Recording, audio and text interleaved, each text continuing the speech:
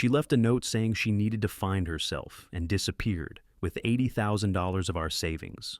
For a year, there was nothing. No calls, no messages, just silence. Then one day, a text came through. "I've had my fun. Now I'm ready to be a wife again." I didn't answer, and when she finally showed up at my front door, she wasn't expecting the person who opened it. Her face went completely pale. "My name is Russell Lawson, but everyone calls me Russ. I'm 50 years old, and up until last year, I honestly thought I'd cracked the code on life. I had what I believed was a strong marriage to my wife, Yvonne, 2 adult kids who were finding their place in the world, a business that practically ran on autopilot.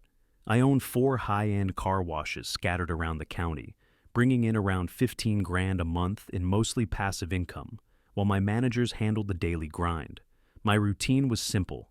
I'd wake up, check the numbers on my phone, maybe drive past one of the locations if I felt like it, then spend the rest of my time tinkering around the house or planning our next vacation. Yvonne worked as a real estate agent, and she was damn good at it. Always closing deals, always out at some networking event. I was proud of how hard she worked. She'd come home late, smelling like wine and fancy appetizers from open houses. I'd ask how her day had gone. She'd kiss me on the cheek and sigh, exhausting, before heading upstairs for a shower. I never doubted her. Why would I? It was a Tuesday morning in March when I found the note. There was no conversation, no warning, just a piece of paper sitting on the kitchen counter next to the coffee maker. I remember every word because they burned themselves into my memory. I need to find myself again. Don't wait for me. I'm sorry. That was it.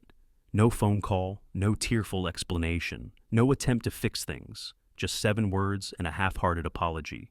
Her car was gone from the driveway. Half of her clothes were missing from the closet, and our joint savings account was $80,000 lighter. I stood there in my bathrobe, holding that note, feeling like the floor had vanished under my feet. The first few weeks were brutal. I must have called her phone 100 times. Every call went straight to voicemail. I drove to her office, but one of her colleagues told me she'd taken an indefinite leave of absence. Our kids, Owen and Piper, knew more than they were letting on. I could tell by the way they wouldn't quite meet my eyes whenever I asked if they had heard from their mother. Owen especially got defensive fast. "She's going through something, Dad. Just give her space," he said. Like I was the issue, like just existing in the same house had been suffocating her. Much later, I found out they had been sending her money, helping bankroll whatever midlife crisis she was enjoying, while I stayed home trying to keep what was left of our family from falling apart. 3 months after Yvonne left, I stopped marking the days. I stopped checking my phone every 5 minutes, hoping for a message that never came. I started moving again, not really living, but going through the motions. Wake up, shower, check the business numbers, find something that needed fixing around the house. The lawn always needed mowing, the gutters needed cleaning. A board in the fence was loose, and I kept telling myself I'd get around to it, but somehow I never did. That's when I noticed Thea. She'd moved into the rental house across the street sometime in late May. I hadn't been paying much attention to the neighborhood. I was too wrapped up in my own head. But one morning, I was out front watering the flower beds Yvonne used to fuss over when I saw a woman in scrubs climbing out of a beat-up Honda Civic. She looked exhausted, not just tired, bone-deep worn out, the kind of fatigue you only get from long night shifts. Dark hair pulled back in a ponytail, coffee cup in one hand, keys in the other. She glanced over, gave me a small wave. I nodded back, not really in a talking mood. Her name, I later learned, was Thea Kimball. She was an ICU nurse at County Memorial, working 12-hour shifts that flipped between days and nights. 35 years old, never married, living alone in a house that was really too big for one person, kind of like me. At first, we barely spoke, just the occasional wave when we crossed paths. She'd be leaving for work while I checked the mailbox. I'd be hauling the trash bins to the curb as she was getting home. Small-town courtesy. Nothing more. Then, one Saturday morning, I was in my driveway changing the oil in my truck when she walked over carrying a plate covered in foil. "You look like you could use some homemade cookies," Thea said, her voice warm but not intrusive. She set the plate on my workbench. "Chocolate chip. Fair warning, they're a little burnt on the bottom." I wiped my hands on a rag and looked at her. She wasn't flirting, and she wasn't nosy. She was just being a decent neighbor. Somehow, that simple act hit me harder than I expected. Thanks, I said, my voice rougher than I meant it to be. I'm Russ. I know, she replied with a small smile. I've seen your name on the mailbox. I'm Thea. Yeah, the scrubs kinda gave away the profession, I said, trying for a bit of humor. She laughed, a real laugh, full and unforced. It was the first genuine sound of joy I'd heard in my yard in months. Observant, you work from home? She asked. Sort of. I own a few car washes. My managers take care of most of it. I hesitated, then added, gives me plenty of time to overthink everything. Thea studied me for a beat, not with pity but with a kind of quiet understanding. Well, if you ever need to overthink out loud, I'm usually home on Wednesday mornings. I make decent coffee. She didn't wait for a response. She just turned, crossed the street, and disappeared into her house, leaving me standing there with a plate of slightly burnt cookies and the unfamiliar feeling that maybe my life wasn't entirely stuck in place anymore.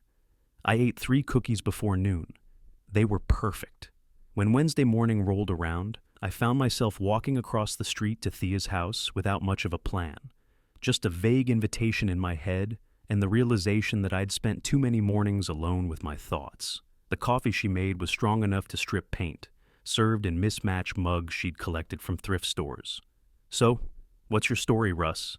Thea asked, settling into a worn armchair across from me. She was direct, no small talk, no circling around the point. I like that. My wife left almost 4 months ago, I said, the words coming easier than I expected.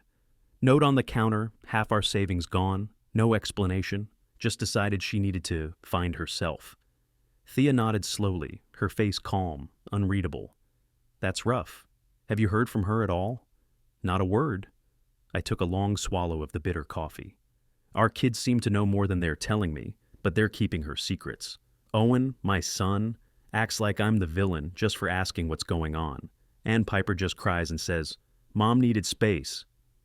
Space from what? Thea asked. That's the million-dollar question. I set the mug down on the side table. 26 years of marriage, and apparently I was suffocating her without even realizing it. Thea was quiet for a moment, then said something I didn't expect. My dad died last year. Cancer. I was his nurse at the end. Took care of him at home on hospice. I'm sorry, I said, and I meant it. Your brother, Russell, she went on carefully. He was one of my patients 3 years ago. Different hospital, different unit. But I remember him. You visited every day during his last week. The air in the room shifted. I stared at her, feeling pieces slide into place. You knew who I was when you moved in. I recognized you. Yeah, Thea admitted. But I didn't bring it up because I wasn't sure you'd remember me. We only crossed paths a few times in the halls. I'm sorry I didn't say something earlier. I sat with that, searching myself for anger or a sense of betrayal, and not finding either. Why tell me now? Because you deserve honesty, she said simply. And because I don't want to build a friendship on something left unsaid. Your brother was a good man. You were there for him when it mattered. That tells me a lot about who you are. I nodded, my throat tight. He was the better Lawson brother, that's for sure. I doubt that, Thea replied with a small smile. But you're allowed to keep thinking it if it helps. We sat there, drinking terrible coffee, and somehow the morning felt lighter than it had when I walked through her door. July slammed into town like a furnace, and the car washes were on fire, in a good way. Everyone wanted their cars spotless for summer road trips, and my managers were pulling overtime to keep up. I should have been focused on the numbers, on squeezing every dollar out of peak season. Instead, I kept thinking about Wednesday mornings with Thea. It became our unspoken routine. She'd work a night shift from Tuesday into Wednesday, get home around 7 a.m., sleep until noon, and then I'd show up with pastries from the bakery downtown. We'd sit on her back porch and talk about everything and nothing. She told me about difficult patients and the emotional weight of watching people slip away, despite everything she did to save them.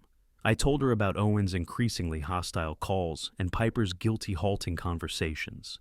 Your kids are in a tough spot, Thea said one afternoon, her bare feet propped on the porch railing. They love you both, but their mom probably painted a picture where you're the bad guy. What picture could she possibly paint? I asked, frustration seeping into my voice. I worked hard, provided for all of us, never cheated, never even raised my voice. What exactly did I do that was so awful? Sometimes, that's the problem, Thea said softly. You were steady, predictable, safe. Some people mistake that for boring. It stung because I knew she was probably right. Yvonne used to call me her rock. When did rocks turn into something you run away from instead of lean on? One evening in late July, I was out back replacing the rotted boards on Thea's deck when she stepped outside with 2 beers. She'd had 3 days off in a row, finally catching up on sleep, and she looked more rested than I'd ever seen her. You don't have to fix everything in my house, you know, she said, handing me a bottle. I can hire someone. I know, I said, testing the new board with my boot. But I like working with my hands. Keeps me from overthinking. Thea sat down on the steps beside my toolbox. Can I ask you something personal? Shoot. Are you doing all this because you're ready to move on, or because you're still waiting for her to come back? I stopped and looked straight at her. 2 months ago, I would have said I was waiting, I admitted. Now, I'm not sure. I'm just trying to figure out what comes next. Fair enough, Thea said. She took a sip of her beer, then added, For what it's worth, I think what comes next might be better than what came before. That night, back in my bedroom, I stood staring at the photos on my dresser, me and Yvonne on our wedding day. Young, naive, convinced we'd solved life before it even began. I picked up the frame, looked at it for a long moment, then set it in a drawer. Not out of anger, out of acceptance. Some chapters end whether you're ready or not. It happened on a Tuesday night in late September, almost exactly 1 year to the day since Yvonne walked out. I was in the garage organizing my tools. Thea was inside making dinner. She'd decided I needed to eat something other than sandwiches and takeout. Over the past few months, we'd slipped into an easy rhythm, easy enough that she had a toothbrush in my bathroom and I had a key to her place for emergencies. Nothing official, no titles, just 2 people who'd stumbled onto something worth holding on to. My phone buzzed on the workbench. Unknown number, but the preview of the message made my stomach drop before I even opened it. I've had my fun. Now I'm ready to be a wife again. Can we talk? No greeting, no apology.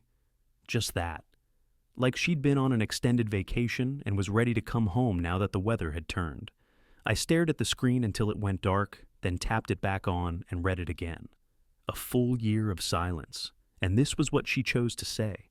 Thea appeared in the doorway of the garage, wiping her hands on a kitchen towel. Dinner's almost ready. You coming in, or should I bring you a plate out here? I handed her the phone without saying a word. She read the message, her expression shifting from curiosity to understanding and then to something sharper. Are you going to respond? Thea asked, her voice carefully neutral. No, I said, the word coming out more certain than I actually felt. There's nothing to say to that. She's going to try again, Thea warned. People like that don't take silence for an answer. She was right. Over the next 3 days, the messages kept coming. Each one got more frantic, more manipulative than the last. I made a mistake. Please. I was lost. I didn't know what I was doing. The kids miss having us together. That last one made my blood boil. The kids. As if Owen hadn't been wiring her money behind my back. As if Piper hadn't known exactly where her mother was the whole time, while I sat at home worrying, grieving, and building a new life from the ashes. I didn't answer a single text.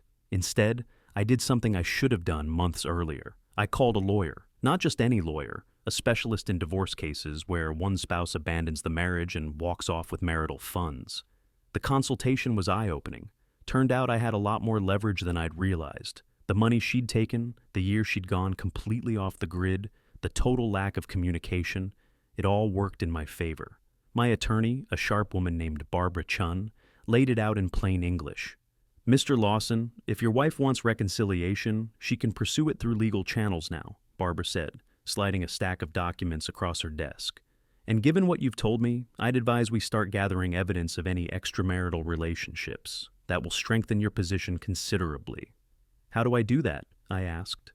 Private investigator, she replied. I have someone I use often, discreet, thorough, fast. If there's something to uncover, he'll find it. I signed the retainer agreement that afternoon, not out of spite, but self-preservation. Thea was starting to mean more to me than I was ready to admit, and I needed to make sure Yvonne couldn't swoop back in and nuke everything we were building with some claim over my assets or my life. When I got home, Thea was sitting on my front porch, still in her scrubs from her shift. She stood when she saw me, studying my face for answers. "I hired a lawyer," I said simply, "and a private investigator. If she wants back in, she's going to find out it's too late." Thea didn't say anything at first. She just stepped forward and wrapped her arms around me, and I held onto her like she was the only solid thing in a world that wouldn't stop shifting under my feet. That night, I turned my phone completely off and shoved it in a drawer. Whatever Yvonne needed to say, she could say to my attorney. I was done being her safety net. The knock came early on a Saturday morning, 2 weeks after that first text. I was in the kitchen making coffee. Thea was upstairs in the shower. The night before, we'd been in the attic, going through old boxes, sorting what to keep, what to finally throw away. It felt symbolic, clearing out the past to make space for whatever came next. The knocking was hard, insistent. I knew who it was before I even checked. Yvonne was on my front porch, looking like she'd stepped out of a catalog. Hair perfect, makeup flawless, wearing an outfit that probably cost more than most people's rent. She looked tanned and well-rested, like she'd spent the last year at a resort instead of detonating our marriage. I didn't open the door right away.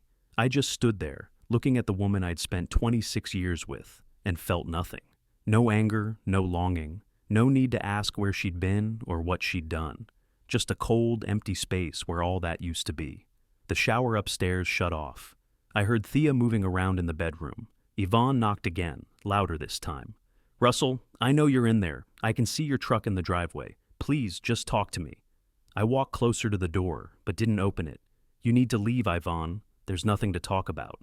"I made a mistake," she called through the door, slipping into that pleading tone she always used when she wanted something. I was confused. I needed time to figure things out, but I'm ready now. I want to come home. "This isn't your home anymore," I said, my voice flat, just stating facts. "You left. You took $80,000 and vanished for a year without a word. You don't get to stroll back in because you're ready now. Russell, please, I love you. I've always loved you. I just lost my way for a while." I almost laughed. Lost her way. Like she'd taken the wrong exit instead of deliberately walking out on everything we'd built. That's when I heard footsteps on the stairs behind me. Thea appeared at the top of the landing, wearing one of my old t-shirts, her hair still damp from the shower. She took in the scene in a heartbeat. "Want me to get it?" Thea asked quietly. I stepped back. "Yeah, I think that would be perfect." Thea walked to the door and opened it before I could change my mind. Yvonne's polished expression shattered the instant she saw who was standing there. In my doorway, in my house, wearing my clothes. Her gaze dropped from Thea's face to her stomach, where a small but unmistakable curve had started to show at 5 months along. We'd found out about the pregnancy 3 weeks earlier, right around the time Yvonne's desperate texts had begun. Timing, as they say, is everything. The color drained from Yvonne's face like someone had pulled a plug. Her mouth opened and closed soundlessly. "Can I help you?" Thea asked, her voice calm but firm. Not gloating, not hostile, just solid. "Who are you?" Yvonne finally managed, barely above a whisper. "I'm Thea," she said simply. "And you need to leave. Russell's made it clear he doesn't want to talk to you." Yvonne tried to look past her, tried to catch my eye, but I'd already turned away. I walked into the kitchen and poured myself a cup of coffee, listening as Thea calmly closed the front door and turned the lock. Through the window, I watched Yvonne stand on the porch for a long moment, her polished composure completely shattered. Then she turned and walked back to her car, her steps unsteady, like she couldn't quite process what had just happened. Thea came into the kitchen and stood beside me. "You okay?" she asked. "Yeah," I said, and it surprised me how true it felt. "I really am." Owen showed up 2 days after Yvonne's failed visit, and he didn't come alone. His wife, Melissa, was with him, and from the tight set of her jaw, I could tell she was the one driving this little mission. They found me in the driveway, washing one of my cars, something I like to do on Sunday mornings to clear my head. "We need to talk, Dad," Owen said, his voice tight with barely contained anger. He was 27, but in that moment, he sounded like a teenager defending his mother. I shut off the hose and turned to face them. "About what?" "About you replacing Mom like she never existed," Owen snapped. "About you moving some stranger into her house and getting her pregnant. What the hell are you thinking?" "First of all, this is my house," I said, keeping my tone calm but firm. "Your mother walked out of it over a year ago. Second, Thea is not a stranger, and she's not replacing anyone. She and I are building something new, something your mother chose to destroy. She made a mistake, Melissa cut in sharply. People make mistakes. That doesn't mean you throw away a marriage. Your mother didn't make a mistake, I corrected, looking directly at Owen. She made a choice. She chose to leave. She chose to take $80,000 of our money. She chose to disappear for a year without a single word. Those aren't mistakes, son. Those are decisions. You don't know what she was going through, Owen argued. She was struggling with getting older, with feeling invisible. She needed support, not judgment. I could feel my patience thinning. I was her husband for 26 years. I gave her every kind of support I knew how to give. I worked hard, provided a good life. I never cheated. I never lied to her. If she was struggling, she could have talked to me instead of running off with our money. Someone else's money, Melissa repeated with a bitter laugh. That was community property. She had every right to take it. Not without telling me she was leaving, I shot back. Not by cleaning out our accounts in the middle of the night like a thief, and certainly not while you two were helping fund her little adventure. Owen's face flushed. She's our mother. We were helping her get back on her feet. She was on her feet the whole time, I said.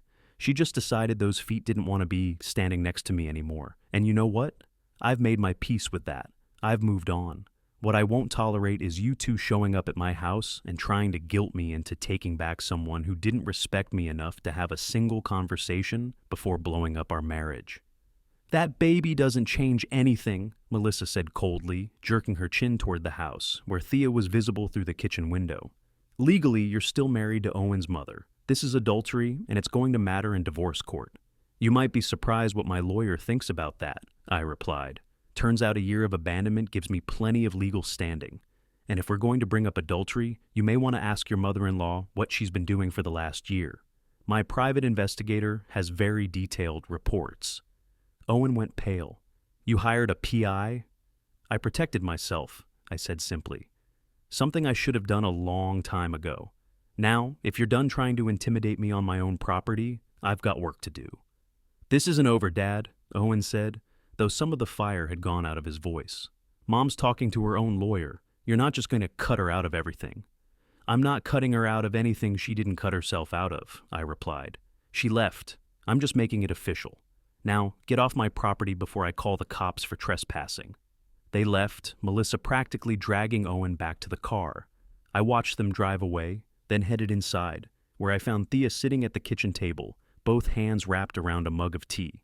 I heard most of that, she said quietly. Are you okay? I'm tired, I admitted, sitting down across from her. Tired of defending myself for surviving what she did to me. Tired of being treated like the villain because I didn't sit around waiting for her to come back. Thea reached across the table and took my hand. Your son is being manipulated by his wife, she said gently. Eventually he'll see it. Maybe, I said. But right now, he's choosing them over me, and I have to learn to live with that. That afternoon, I called my lawyer and told her about Owen's visit and Melissa's threats. Barbara assured me that everything was still on track and that Yvonne's attorney hadn't filed any counterclaims. She's stalling, Barbara explained, hoping you'll panic and agree to mediation. Don't. We're in a stronger position, and she knows it. 3 weeks after Owen's hostile visit, it was Piper who reached out.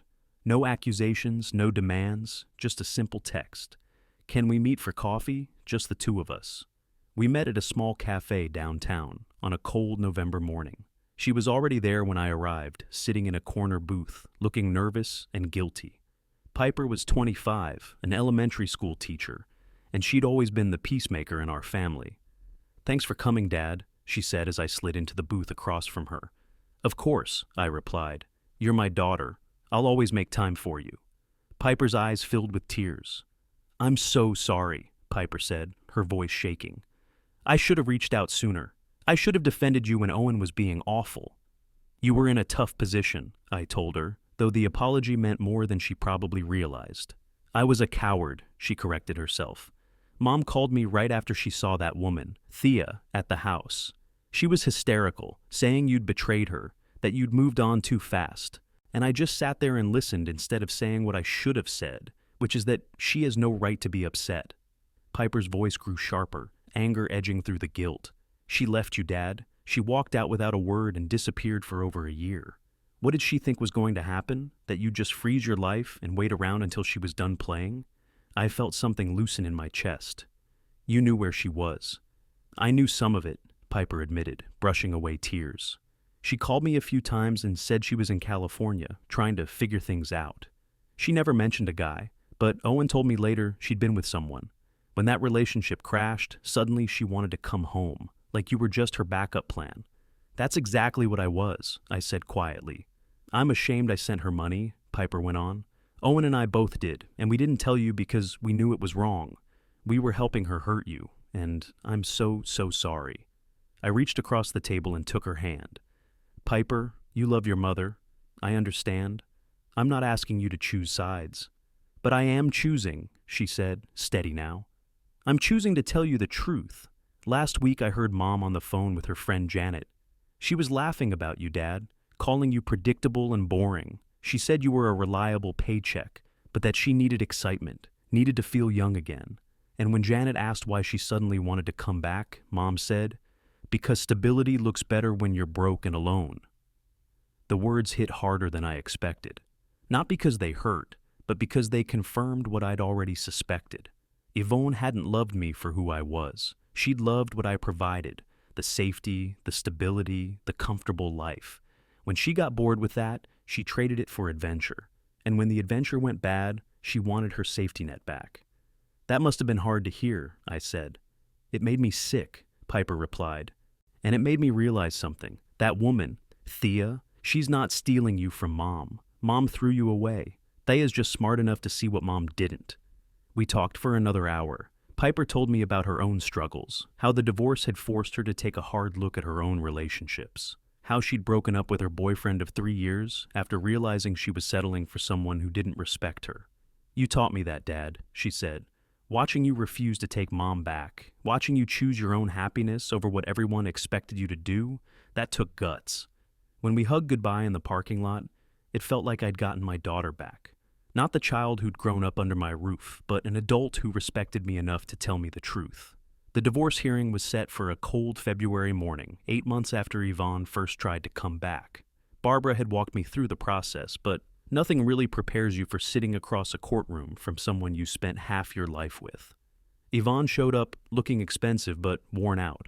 Her attorney, a man named Richard Polson, who specialized in protecting high-earning spouses, sat beside her, flipping through documents. I sat with Barbara, and Thea was on my other side, even though she was 8 months pregnant and should have been home with her feet up. I want to be there, Thea had insisted that morning. You've stood by me. I'm standing by you. The judge, a no-nonsense woman in her 60s named Judge Margaret Hale, reviewed the case file, then looked up at both tables. This appears to be a straightforward abandonment case, she said. Mrs. Lawson, you left the marital home in March of last year and had no contact with your husband for 12 months. Is that correct? Yvonne's lawyer rose. Your Honor, my client was experiencing a mental health crisis and needed time to recover. She is now ready to reconcile and pursue counseling with her husband. Mr. Lawson, do you wish to reconcile? Judge Hale asked me directly. I stood. No, Your Honor. I've moved on with my life. I'm expecting a child with my partner, and I want this marriage legally dissolved. Your Honor, Polson cut in, my client is entitled to half of the marital assets, including Mr. Lawson's business interests and retirement accounts. Barbara stood smoothly. Your Honor, we have evidence that Mrs. Lawson withdrew $80,000 from joint accounts without Mr. Lawson's knowledge or consent before abandoning the marriage. We also have documented proof of multiple extramarital affairs over the last 3 years, including a year-long relationship with a man named Trevor Hastings that she maintained while still residing in the marital home. I watched Yvonne's face go pale. The private investigator had done his job well. Trevor wasn't just some random fling. He was a real estate investor she'd been seeing at conferences for years before she finally left me for him. These affairs are documented? Judge Hale asked. They are, Your Honor, Barbara replied, handing over a thick folder. Hotel receipts, text messages recovered from cloud storage, and witness statements from colleagues who were aware of the relationship. The judge studied the documents in silence. Polson tried to object, but Judge Hale raised a hand. Mrs. Lawson, is this information accurate? She asked. Yvonne looked at her attorney, then at me, then then down at her hands. I cleared my throat and listened to Yvonne try to spin her life into excuses. I made mistakes, she said. These aren't mistakes, Mrs. Lawson, Judge Hale replied, her tone cool but firm. These are deliberate choices made over an extended period of time. She closed the folder with a soft thump. I'm granting the divorce on grounds of abandonment and adultery. Mr. Lawson, you will retain full ownership of your business assets and the primary residence. Mrs. Lawson, you will receive 15% of the marital assets accumulated during the marriage, minus the $80,000 you withdrew without consent. All retirement accounts will remain with Mr. Lawson as he was the primary contributor. Your Honor, that's not fair, Polson protested. Fair, Judge Hale shot back, would be your client returning the money she took and apologizing for wasting this court's time. This divorce is granted. We're done here. Walking out of that courtroom with Thea's hand in mine felt like stepping out of a cage I hadn't realized I'd been living in for years. Yvonne tried to catch my eye in the hallway, but I kept walking. There was nothing left to say. How do you feel? Thea asked once we reached the parking lot. Free, I said. For the first time in over a year, I feel completely free. That afternoon, I called Barbara and asked her to draft a new will. Everything would go to Thea and our daughter. Owen would get nothing unless he came around. And even then, his share would be set up as a trust for any future grandchildren, not money he could burn through himself. Piper would receive a substantial inheritance because she'd chosen truth and loyalty over blind allegiance. It wasn't about revenge, it was about protecting what mattered and honoring the people who had actually stood by me. Our daughter, Emma Grace Lawson, was born on a Tuesday morning in late March. 7 pounds 3 ounces, a full head of dark hair, and her mother's eyes. I held her in the hospital while Thea slept, drained from labor, and something shifted inside my chest. This was what family was supposed to feel like. Not obligation, not duty, not sticking it out, because that's what people expect. But real connection, real love, real choice. Piper came by that afternoon with flowers and a stuffed elephant she'd picked out herself. She cried when she held Emma, telling her in a shaky voice that she was going to be the best big sister in the world. I never thought I'd have a sibling, Piper said, carefully supporting Emma's tiny head. This is the best gift, Dad. You're going to be an amazing sister, I told her. Emma's lucky to have you. Owen didn't come. He didn't call. He didn't even send a text. Melissa posted something on social media about family betrayal that Piper showed me, but I refused to let it get under my skin. Owen would either wake up someday or he wouldn't. That part was out of my control. What was in my control was being present for the family I had, the one I'd chosen, and the one that had chosen me back. We brought Emma home to a house that finally felt like a home again. Thea had painted the nursery a soft yellow, and our neighbors had thrown us a small baby shower, gifting us practical things like diapers, wipes, and tiny onesies. The community embraced us, and it felt right. 10 months after the divorce was finalized, I ran into Yvonne at the grocery store. She was alone, pushing a cart with a few basics rattling around inside. She looked older, smaller somehow, like life had quietly sanded her down. Russell, she said, stopping when she saw me with Emma in a carrier strapped to my chest. Yvonne, I replied, keeping my tone neutral. She's beautiful, Yvonne said, her voice catching. Your daughter. Thank you. I heard you and Thea got married last month. Congratulations. We did, I said. Just a simple ceremony, immediate family and a few close friends, in her backyard. Piper had stood beside Thea as her maid of honor. That image alone told me everything I needed to know about where my family actually was. Yvonne lingered like she wanted to say more, but I didn't give her an opening. Emma started to fuss, and I adjusted the carrier. I've got to get going, I said. Take care of yourself, Yvonne. I walked away without looking back. There was no anger left, no bitterness, just indifference. She was someone I used to know. That was all she would ever be again. That evening, Thea and I sat out on the back porch while Emma slept in her bassinet between us.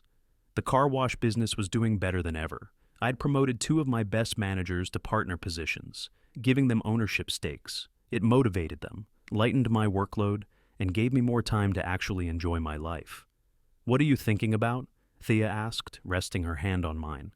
How everything had to fall apart so it could come together right, I said. If Yvonne hadn't left, I never would have found you, never would have had Emma, never would have realized I'd been settling for being someone's reliable option instead of someone's first choice. You're my first choice, Thea said firmly, every single day. And you're mine, I told her. Emma made a tiny sound in her sleep, and we both smiled down at her. This was it. This was the life I was meant to have. Not the one I'd planned, not the one I thought I was building all those years, but the one I had fought for, earned and chosen with clear eyes and an open heart. Sometimes the best thing that ever happens to you starts as the worst, because it forces you to tear everything down and rebuild into something stronger than you were before.